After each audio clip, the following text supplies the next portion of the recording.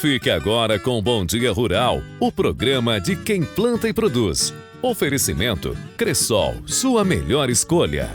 Peço licença para entrar em sua casa com mais uma edição do Bom Dia Rural. É domingo, bom dia! Veja os destaques de hoje. Energia limpa. Microcentral hidrelétrica da região é projeto pioneiro no Paraná. Iniciativa de empresário do Sudoeste resolve problema de descarte das carcaças de animais e ainda beneficia o meio ambiente. E como será o inverno de 2023? Isso e mais a partir de agora no Bom Dia Rural.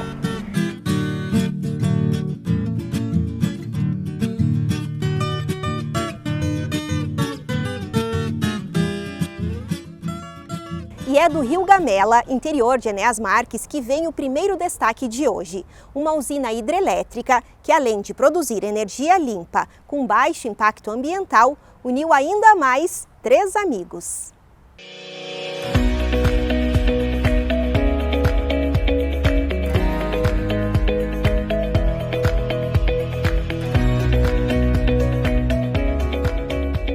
Na área rural de Enéas Marques, um grupo de agricultores se uniram para tirar uma ideia do papel, construir uma microcentral hidrelétrica. A vontade era produzir energia sustentável, sem impacto ao meio ambiente, para consumo do sítio. Seu Lindomar, idealizador do projeto, chegou a ser chamado de louco. Muitos não acreditavam, mas os amigos Cleomar e seu Luiz resolveram abraçar a ideia. Em pouco tempo, toda a família e amigos passaram a sonhar junto com os agricultores. Amadureci uma ideia e corrimos atrás para fazer uma pequena micro hidrelétrica, né? Daí deu tudo certo por enquanto. São 4 anos, vai fazer em junho. 2 anos de projeto e 2 anos de construção. Esse é um projeto que a gente sempre teve oportunidade assim, de ver as palavras das outras pessoas falando que não ia dar nada, mas nós acreditemos que eu e mais 2 amigos meus e tivemos função e preparemos aqui, viemos aqui, pensemos e botemos a funcionar o trabalho. Deu um pouquinho de trabalho, mas deu tudo certo no final. 4 anos se passaram e o empreendimento se tornou realidade. A microcentral hidrelétrica, licenciado pelo governo do Paraná, já está produzindo energia limpa. A sua capacidade é de 75.000 kWh. O projeto é pioneiro no Paraná. Seu Lindomar, Luiz e Cleomar já estão usando a energia produzida aqui. É a primeira do Paraná, né? Então é a primeira, agora tem muita sendo feita, né? E a ideia saiu de nós, né? Isso daí, né? Nossas propriedades já estão usando a energia daqui. A minha dele já está sendo descontada e o que está sobrando a gente está vendendo, né? Em torno aí de 30 mil, 25 mil, dependendo da água, né? Esse é o potencial dela. Na verdade, o Lindomar gastava em torno de 1.500 kW e eu gastava em torno de uns 700, 800. E aqui está gerando uns 50 mil, né? Está sobrando 90% da energia. A microcentral hidrelétrica está usando a vazão máxima de 0,32 metros cúbicos por segundo, com baixo impacto ambiental, utilizando a água do rio Jaracatiá, na bacia do Rio Iguaçu. O empreendimento foi construído na propriedade do seu Luiz, que fica na comunidade do Rio Gamela, em Enéas Marques. Um dos requisitos dos produtores era construir a hidrelétrica sem desmatar a natureza. A gente trabalhou o máximo que puder, assim, não tirar um pé de árvore, nada, deixar a natureza perfeita, para ninguém falar assim, vamos desmatar para produzir. Aqui nós estamos produzindo sem desmatar. É um orgulho para a gente. Estamos contentes. Estamos ansiosos para construir as próximas. É uma alegria, né? Começou do nada, uma ideia que para até chegar onde nós chegamos, né? É uma imensa gratidão, né? É bem bacana, um lugar bem bonito com a queda d'água. Para concretizar o projeto, os produtores rurais contaram com o apoio de várias mãos, desde a elaboração do projeto, execução e liberação. Entre os apoiadores estão a Engenharia Arcego, Alfa Hidroturbinas, Terra Topografia e a Prefeitura de Enéas Marques. Fica aqui os nossos parabéns e reconhecimento por esse empreendimento no interior de Enéas Marques. Seguimos com dicas da Scott Consultoria.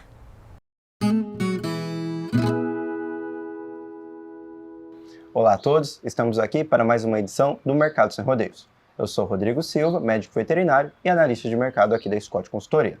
Eu sou Jéssica Olivier, sou engenheira agrônoma, também analista aqui da Scott, e hoje a gente vai trazer uma análise sobre o ágio da carne exportada e da carne comercializada no mercado interno aqui no Brasil, né? Essa carne que é exportada, a gente trouxe aí para a China, principalmente.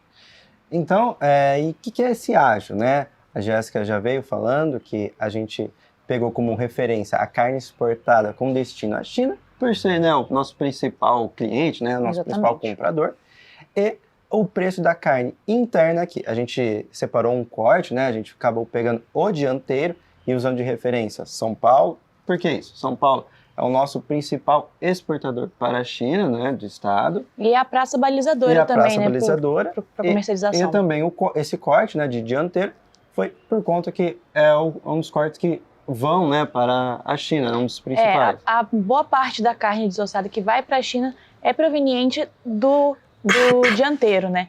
Então, foi por isso que a gente fez essa comparação, uma vez que a gente está trazendo da China, fica mais fiel, aí, mais fidedigno aos dados, trazer a questão do dianteiro. Perfeito. Então, esse ágio nada mais é do que a diferença, né, diferença não, né? A variação, né, a variação da carne exportada perante a interna. Então, ela, desde 2018 até hoje, ela balizou em o quê? Uns 65% até quase 90%. Exatamente. Mais caro, né? Na média, isso é média anual, né? Exatamente. Na média anual. Perfeito. E olhando aí então os primeiros anos, como é que a gente vê esse ágio aí, 2018, 2019, como é que ficou? Quais são os motivos aí para esse ágio dessa maneira? Perfeito. 2019 a gente vê que foi o maior período de ágio, né? A gente viu um ágio aí de praticamente 87%. Então, o que aconteceu naquele período em 2019 para a gente ver uma atratividade muito maior para a exportação? Bem, a gente estava com o dólar crescente, a gente vê o preço da carne interna aqui reduzido e também o volume em direção à China começou a crescer. Então, estava um cenário muito convidativo à exportação. Então, esse ágio maior, ele muito se deu por conta disso, né? Realmente. O dianteiro, à época, estava girando ali em torno dos seus R$8, R$9 o quilo. E a China veio comprando mais devido ao surto de PSA que houve lá no país. Então, eles tiveram um problema no seu fornecimento de proteínas de origem animal, né? E vieram comprando essas proteínas no mercado externo. E o Brasil foi um dos principais aí fornecedores para a China, pensando não só na carne bovina, mas também na carne suína e na carne de aves. Eles vêm crescentes aí nessas comercializações desde de 2018 para cá, né? E quando a gente olha aí de 2019, dos últimos anos aí, foi o melhor ágio, 2020 foi o menor ágio. Então, de um ano para o outro, o que mudou, né? 2020 foi um ano bem complicado. Bem complicado. A gente teve a pandemia, Exato. né, começando, então isso foi algo que impactou diversos setores, impactou o mundo inteiro, né? Então foi algo bem, vamos dizer assim, negativo, mas isso não impediu que a China viesse forte nas compras, né? Quando a gente faz o comparativo anual de 2020 para 2019, a China dobrou a importação, né? Então, nossa exportação dobrou para a China. Exatamente. Aí o que a gente viu naquele ano? Dólar crescente. E o preço pago pela China, como é que ficou? Ficou o mesmo, praticamente o mesmo. Na comparação, na média anual, né? Na média anual. O preço pago 2020 e 2019 é a mesma coisa. Exato. Então, o que aconteceu? Ficou igual o preço, só que ficou muito mais convidativo exportar por conta do dólar muito mais valorizado. Então aconteceu isso e também foi um ano de retenção de fêmeas. Então diminuiu a oferta interna. Diminuindo a oferta interna, o preço da carne interna subiu. Então, esse preço subiu reflexo do aumento do preço pago pela arroba, né? Exatamente. Uma vez que a gente tinha uma oferta menor aí por conta dessa retenção. Então, Perfeito. O preço interno subiu, o preço externo se manteve e por isso que esse ágio se estreitou em 2020. Perfeito. E em 2023, como é que ficou todo esse cenário do ágio? Então, agora, trazendo um pouco para a atualidade, a gente viu o ágio em 73,7%. Ele melhorou em relação ao ano passado, mas quando a gente olha, a China está pagando menos, está pagando praticamente 8% a menos. O dólar caiu, né? O dólar caiu. Olhando todo o período pós-pandemia, ele estava trabalhando, poucos momentos ele trabalhou abaixo dos R$5. E agora já é, 2023 já é, a média aí está em torno de uns R$4,90, mais ou menos, R$4,90 e pouquinho. É, atualmente isso. Então, realmente o preço está vindo bem mais baixo, o que acaba tirando um pouco da atratividade da exportação. Exato. Então, como que esse ágio ele melhorou em relação a 2020 para agora, sendo que externamente está pagando menos e o dólar está caindo? Bem, foi porque o mercado interno, a carne, ela teve um recuo ainda mais intenso, de 9,2%. Então, isso é reflexo também do período que a gente está agora, né? Então, a oferta de bovinos muito grande, a gente está num período de baixa, de alta descarte de fêmeas, e isso fez com que a carne no atacado de carne com osso recuasse bastante. Não só o dianteiro recuou, né? Mas todos os cortes também recuaram. E olhando na comparação anual, não tem um que esteja com a sua cotação atual maior que o mesmo período do ano anterior. Sim. Então, isso vem puxando bastante essa questão do ágio. Exatamente. Então, eu acho que da conjuntura atual, a gente tem muito isso. Está tendo ainda essa pressão de baixa para a carne aqui interna e a exportação ela deve vir com bons volumes ao longo de todo esse ano, né? Exatamente. Essa é a perspectiva aí, a expectativa do mercado. Bem, a gente acredita que por hoje é isso, né, Jéssica? Exatamente. Agradecemos e até a próxima. Até a próxima, pessoal.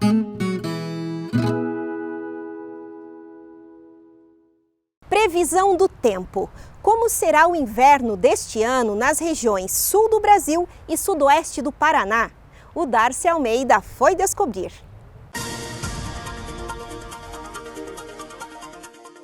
Oficialmente, o inverno começa aqui no Brasil no mês de junho, dia 21, e se estende até o mês de setembro. E será que vamos ter frio aqui em Francisco Beltrão? Muito frio? Como que vai se comportar o clima aqui no município e também na região sudoeste do Paraná? O Bom Dia Rural foi atrás das informações e conversou com Peter Scheuer, que é meteorologista da empresa Spaceman de Chapecó, Santa Catarina. Bom dia, Peter. Bom dia. Bom, a perspectiva é que nós tenhamos um inverno com chuvas mais excessivas, principalmente a partir de julho, agosto, setembro, outubro, novembro. Essa transição entre o inverno e a primavera, provavelmente o excesso de chuva ele vai ser mais representativo aí na região do sudoeste do Paraná. Então nós vamos ter a influência do El Niño, que é o aquecimento das águas do Oceano Pacífico Equatorial, que faz com que o fluxo de ar quente e úmido proveniente da floresta amazônica fique mais direcionado sobre a região sul do Brasil, principalmente a região oeste de Santa Catarina, sudoeste do Paraná, noroeste do Rio Grande do Sul. As tempestades elas são mais frequentes durante épocas que a gente tem a influência do El Niño, e provavelmente que além dessa questão da chuva, problemas com temporais, problemas com tempestades, com chuva forte, alguns eventos de tornado, isoladamente, logicamente, eventos de vendavais, algum granizo, a gente vai ter esse excesso de chuva e frio que não é muito duradouro, né? Ou seja, ele acontece num curto espaço de tempo.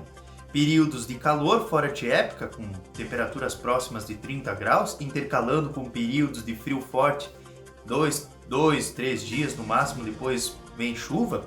Essas instabilidades geralmente são associadas a frentes frias, sistemas de baixa pressão, esse fluxo oriundo aí da floresta amazônica que mantém as instabilidades mais energizadas, mais ativas. Então a gente vai ter um mês assim, meses que são mais representativos em termos de chuvas aqui na região sul do Brasil, sudoeste do Paraná em particular também, principalmente julho, agosto, setembro, outubro, novembro. Esses meses aí provavelmente a chuva ela vai ficar acima da média. Junho já pode ter algum reflexo, mas ainda a chuva ela é irregular no mês de junho, ou seja, provavelmente vai ter muitas cidades que ainda podem ficar abaixo da média em junho. Mas julho, agosto, setembro, outubro, cada vez mais a gente vai tendo chuvas em excesso, e o auge desse El Niño provavelmente vai ser na primavera, onde o número de tempestades vai ser bem maior. tá certo? Peter Scheuer, meteorologista, com a previsão climática. Obrigada, Darcy. Sanidade animal é assunto para o próximo bloco Bom Dia Rural. Volta já.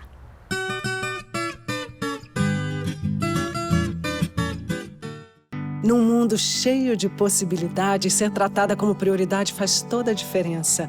Na Cressol, tudo gira em torno do cooperado. Investimentos, cartões, seguros, consórcios, crédito. Soluções financeiras pensadas para simplificar o meu e o seu dia a dia. Esteja com quem te coloca no centro das decisões. É simples. Escolha Cressol. Vem junto. A Difer Distribuidora de Ferros e Aços fornece a mais completa linha de ferros e aços para a construção civil, a ferros, vergalhões, colunas e vigas de todas as bitolas, treliças, malhas de ferro, pregos e parafusos. Para o sítio ou fazenda, possui arame farpado, liso, ovalado e ferragens para todas as aplicações. Para a metalurgia tem tubos, perfis, eletrodos e muito mais. Ainda a Difer Bem Viver Construção e Acabamentos.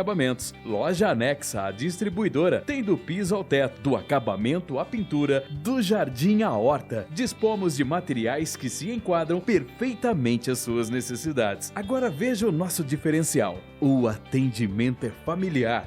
A nossa família atende a sua. Rua Dionísio Paese, 181, ao lado do Detran, e Avenida Natalino Fausto, 670, próximo à Trincheira.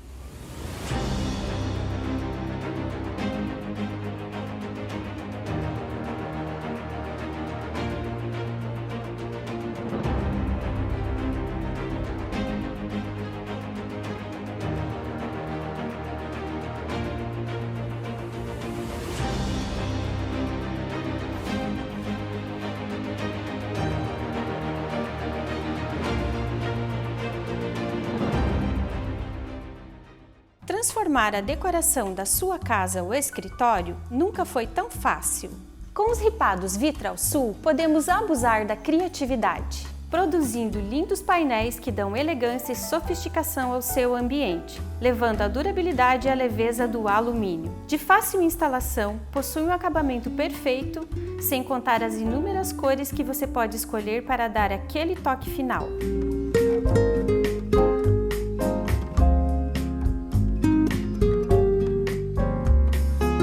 Escolha a qualidade, escolha Vitralsul.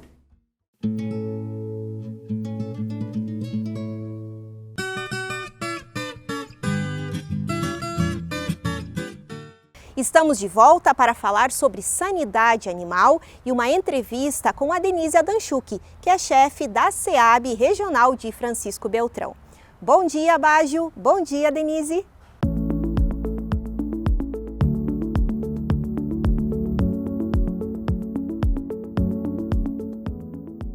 Bom dia, Karine, bom dia a você que nos acompanha. Hoje nós vamos conversar com a chefe do Núcleo Regional da Secretaria da Agricultura e Abastecimento em Francisco Beltrão, Denise Adanchuk, Denise Chiappetti Adanchuk, que vai falar para a gente a respeito da questão da sanidade. Há uma preocupação, Denise, porque um recente levantamento mostrou que há uma defasagem muito grande na vacinação, especialmente da brucelose. Bom dia. Bom dia, Baggio, bom dia a todos. Sim, justamente. Então, nós estamos há um tempo já, todo o setor, o poder público, as prefeituras, o Estado, enfim, as universidades, fomentando os setores produtivos, né? A gente é uma região grande produtora em diversos setores, hortifruti, avicultura, né? Suinocultura, leite. Alavancamos aí junto com a ProSud, a Associação dos Queijeiros do Sudoeste, um grande trabalho para fomentar, junto com o Sebrae, idealizar uma marca, fomentar esse setor, dessa característica que a gente tem de transformar o leite em queijo, derivados. E a gente recentemente, numa reunião com a ADAPAR, nossa Agência de Defesa Agropecuária, levantou uma preocupação, né, Bajo, de vacinação de brucelose das bezerras suscetíveis a essa vacina. Então o índice ainda é baixo, né? E a gente tem uma grande preocupação porque o leite nosso é produzido, o queijo é produzido com leite cru, então a gente precisa ter essa questão aí bem afinada com todas as chefias regionais, com os gerentes do IDR, com a ADAPAR, com as prefeituras, com a universidade, a UTF, para a gente alavancar mais essa questão agora, que é elevar o número do índice de vacinação de brucelose e exames de brucelose e tuberculose do rebanho do nosso Sudoeste. Na verdade, Denise, essa vem sendo uma preocupação de longo tempo, de longa data, e houve evolução, houve conquistas importantes nesse período. Sim, a gente conquistou o livre de febre aftosa, né? Então, nesse mandato aí do governador Ratinho, do nosso secretário Norberto. Então, um grande feito, Bajo, porque abre mercados para fora do estado, para fora do país. A gente também teve a peste suína clássica também, a gente está livre dessa questão. E a gente agora precisa, então, mais essa doença que a gente precisa enfrentar, que é a brucelose e tuberculose. Então, a gente vai ter que seguir, né, esse caminho aí para ter, não vamos dizer que o Estado estará livre, Bajo, porque é amplo e é grande o trabalho, enfim, mas que está uma região do Sudoeste livre da brucelose e tuberculose. Então esse é o nosso trabalho. E eu volto a lembrar aqui, Bajo, a nossa preocupação. Tivemos agora essa questão da influenza aviária, né? Então, a avicultura é um setor que tem muito bom controle das propriedades, do acesso de quem chega lá, né? Então, eles têm todo um controle sanitário para não entrar doença. E mesmo assim está aí, né? Apareceu um caso no Brasil e deixa apreensivo toda uma cadeia produtiva. Então, o que a gente não quer é ficar com essa apreensão aí para outros setores que a gente está fomentando e o governo do estado e as prefeituras investindo bastante, e produtores também. Beleza, outra questão é que o prazo para atualização dos rebanhos continua. Isso, então a gente não faz mais vacina de aftosa, né, para os animais, então precisa fazer essa atualização. Isso é uma questão de rastreabilidade, a Agência de Defesa precisa saber o gado como é que transita no Paraná, se vem de fora, se transita só aqui. E em caso acontecer algum foco, prontamente a gente saber de onde que veio, prontamente atuar com as equipes técnicas para que esse foco seja eliminado. Então é necessário, o produtor precisa atualizar o rebanho até final do mês de junho agora. Bajo, encerra essa atualização de rebanho. Todo produtor, todas as espécies precisam lá dizer na agência o que tem de animais para a gente ter esse controle. Então não é para saber quanto que você ganha, para quem que você vende, não. É para que a gente tenha uma rastreabilidade, saber um controle sanitário, para não precisar estar brincando os animais, sabe? Para não ter uma ação mais enérgica do Estado. Então o produtor precisa ter essa sensibilidade e fazer a atualização de rebanho. Obrigado, Denise. Obrigado, Karina. Nós voltamos no próximo programa.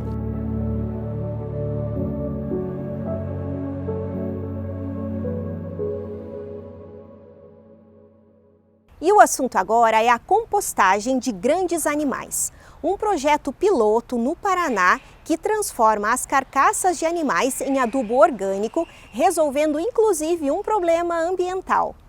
Em Enéas Marques, a família de seu Valdecir Veslin vive da pecuária leiteira há muito tempo. Apesar de cuidar do rebanho com muito cuidado, é comum eventualmente perder animais. Segundo dados zootécnicos da Embrapa, o índice de mortalidade de bovinos pode atingir 3% do rebanho em condições normais. Nesses casos, Valdecir, assim como muitos produtores, precisam dar um destino correto para esta carcaça, o que nem sempre é efetuada de maneira adequada.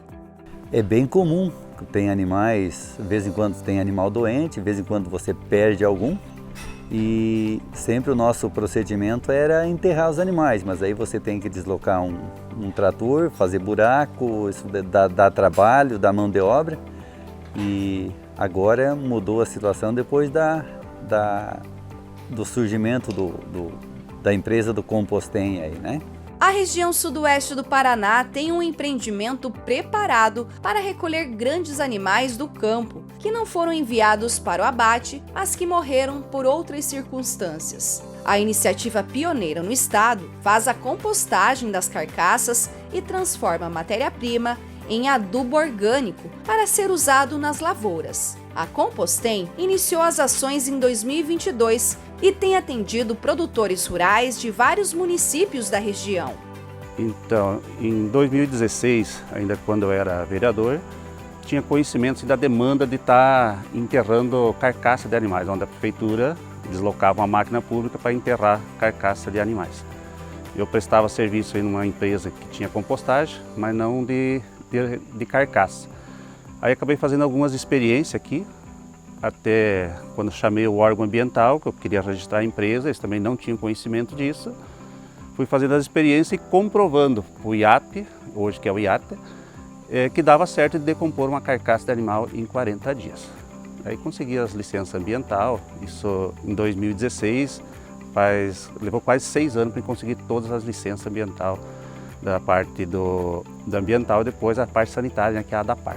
A prática eu ofereci serviço para as prefeituras.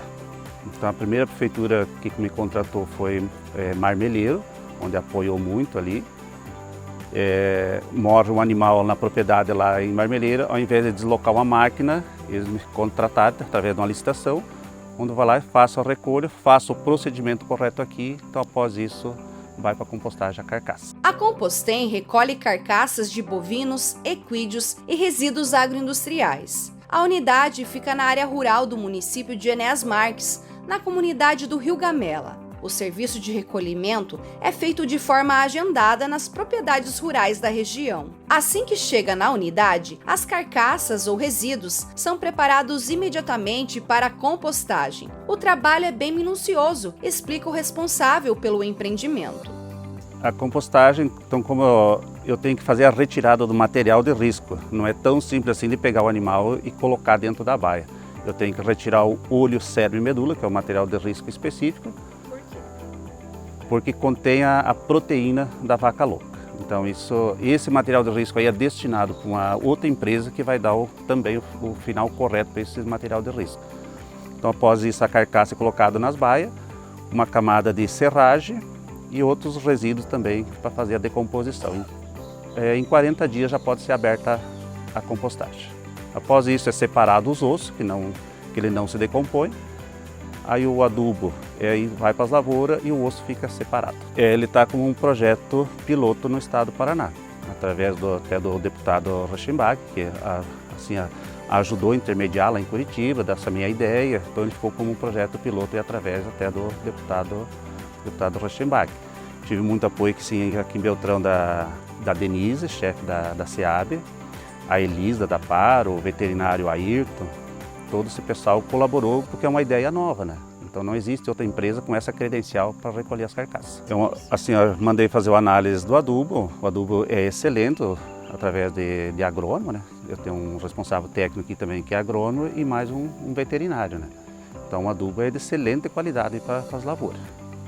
Assim, o que eu produzi sempre consegui colocar aí para os proprietários, para as lavouras. A compostagem de carcaças de animais garante vários benefícios para toda a comunidade, pois não prejudica o meio ambiente e ainda evita a transmissão de doenças para pessoas e animais. Para o produtor de leite Valdecir, a Compostem resolveu um problema muito comum das propriedades rurais, além de ser economicamente viável. Agora facilita, quando morre um animal a gente só tira do meio do rebanho e avisa o Paulinho aí, ele logo pega e aí ele dá baixa também no DSA, né? Tem a folha que ele, igual tem a guia de transporte de animal vivo, tem a guia de transporte de animal morto, né? Ele tem, né? Então facilita bastante. Então ambiental, se você no caso, né, a gente que sempre enterrava, você não fica poluindo fontes, nascentes, né? E se fosse mais tipo antigamente, que deixava céu aberto, aí ficava pior ainda, né? Porque aí vem os animais e acaba transmitindo mais doenças, né? Então, com essa questão aí ficou bem melhor a nossa situação, né? E a Compostem teve o apoio da SEAB, da ADAPAR e da Assembleia Legislativa do Paraná, através do deputado Reichenbach. Ótimo domingo! Aproveite a última semana de maio. Obrigada pela sua audiência. Tchau, tchau!